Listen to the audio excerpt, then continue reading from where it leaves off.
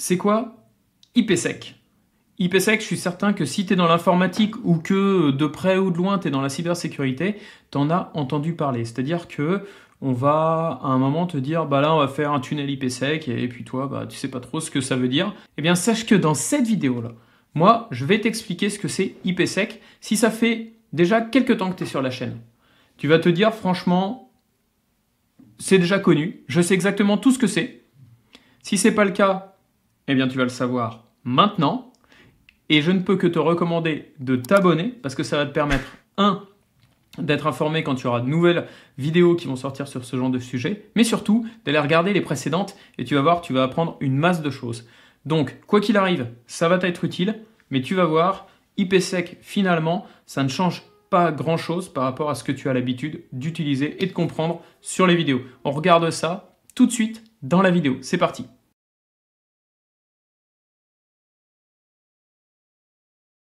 Bonjour à tous, je suis ravi de vous retrouver pour cette nouvelle vidéo. Aujourd'hui, donc comme je vous le disais, on va parler d'IPsec et vous allez voir, c'est pas très compliqué. Je me suis fait une petite note qui est juste là sur IPsec, qu'est-ce que c'est, et donc je voulais vous en parler aujourd'hui. Donc IPsec, c'est très simple, c'est en fait un groupe de protocoles qui est utilisé pour envoyer et recevoir des messages qui sont chiffrés entre plusieurs devices. C'est très intéressant quand on veut partager des informations sur Internet et c'est quelque chose qui est très utilisé parmi de très nombreux VPN et des providers de VPN. VPN, Virtual Private Network. Je pense qu'on fera une vidéo là-dessus aussi prochainement. Donc, chaque utilisateur d'un VPN se connecte à un serveur via un client. OK. Et si ton VPN provider supporte et utilise IPsec, alors la connexion sécurisée est établie suite à 6 étapes. Et tu vas voir, c'est assez similaire à ce qu'on peut utiliser finalement dans du chiffrement avec TLS. TLS Handshake, que j'avais pu faire dans une vidéo. TLS 1.2 versus TLS 1.3, que j'avais pu faire dans une autre vidéo. Je t'encourage à aller regarder et tu vas voir, en fait, ça utilise le même genre de protocole. La première étape, c'est l'échange des clés. Donc, avant qu'on puisse faire du chiffrement, c'est indispensable qu'on utilise un mécanisme pour échanger les clés de chiffrement. Donc on va utiliser un protocole qui va échanger les clés de façon sécurisée, clés qui vont être utilisées pour chiffrer et déchiffrer les données. Ça utilise un mécanisme de clé publique.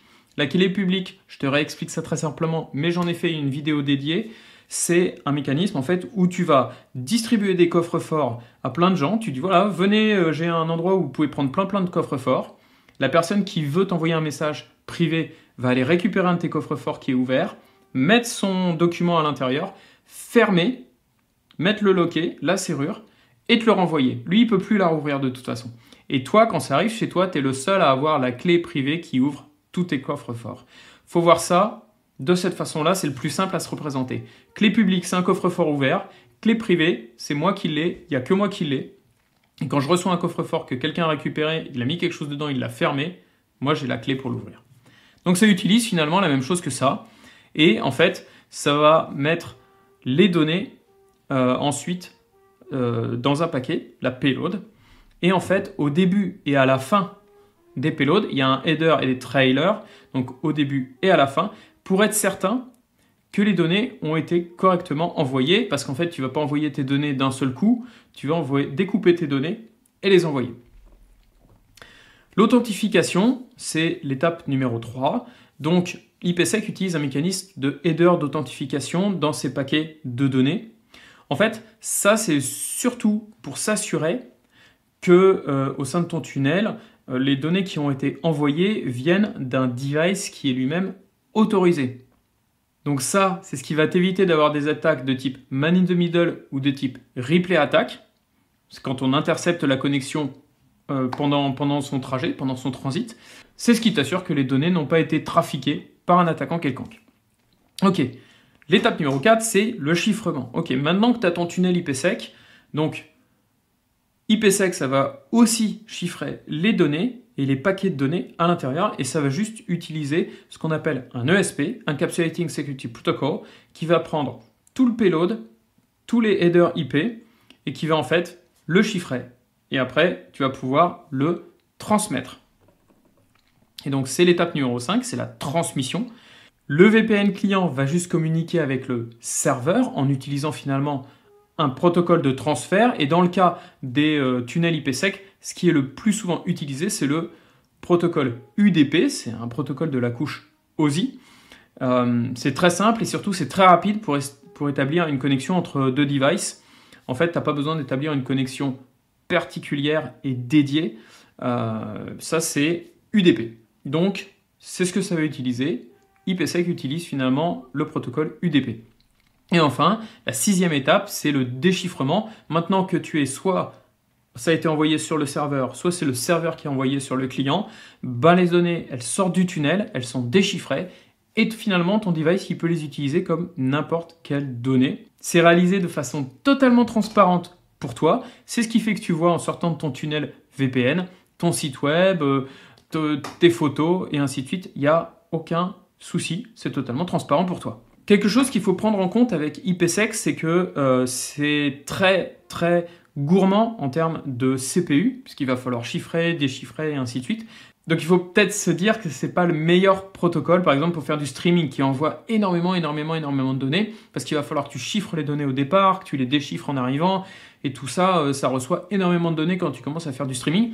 Donc ça, c'est quelque chose qu'il faut avoir en tête. Déjà, faire du HTTPS sur des sites comme YouTube, Dailymotion, qui finalement font du streaming, rien que le HTTPS, c'était déjà un tour de force, parce que finalement, tu chiffres aussi les données.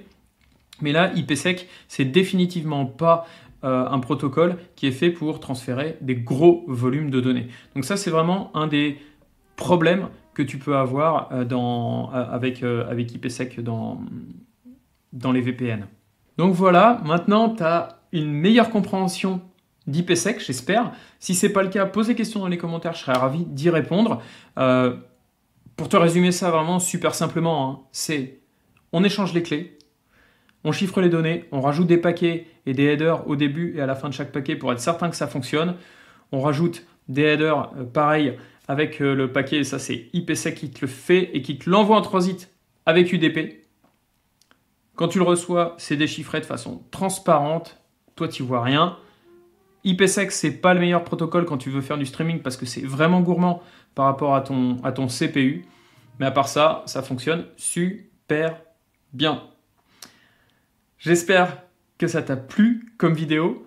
Si c'est le cas, dis-le dans les commentaires. Si c'est pas le cas, dis-le moi aussi dans les commentaires. Je serais ravi de pouvoir avoir des critiques constructives pour essayer d'améliorer un peu la qualité de tout ça et qu'est-ce qui t'a pas plu, qu'est-ce que tu aurais voulu voir. J'ai pas fait beaucoup de schémas cette fois-ci, j'étais un peu pressé.